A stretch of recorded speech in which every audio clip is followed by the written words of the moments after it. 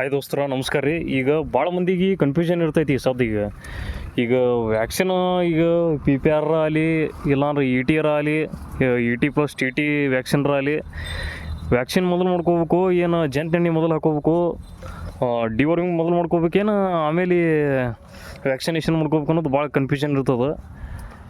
ಈಗ almost all ಈ ಈಗ ಫಸ್ಟ್ ಅಕ್ಯುರೇಟ್ ಅಂದ್ರೆ ಏನು ಮಾಡ್ಬೇಕಂದ್ರೆ ಫಸ್ಟ್ ಯಾವಾಗಲೂ ಹೋದಲ್ಲ ಡಿವರ್ಮಿಂಗ್ ಮಾಡ್ಕೋಬೇಕು.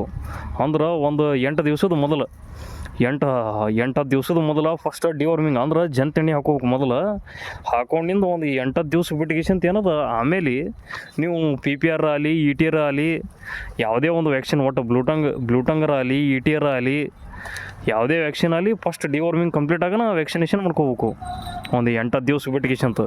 ಅಂದ್ರೆ ಚಲೋ ವ್ಯಾಕ್ಸಿನೇಷನ್ ಜಲ್ದಿ ಚಲೋ ಕೆಲಸ ಮಾಡ್ತೈತಿ ಮತ್ತು ವ್ಯಾಕ್ಸಿನೇಷನ್ ಫುಲ್ ಕೆಲಸ ಮಾಡ್ತೈತೆ ಅದ್ರದ್ದು.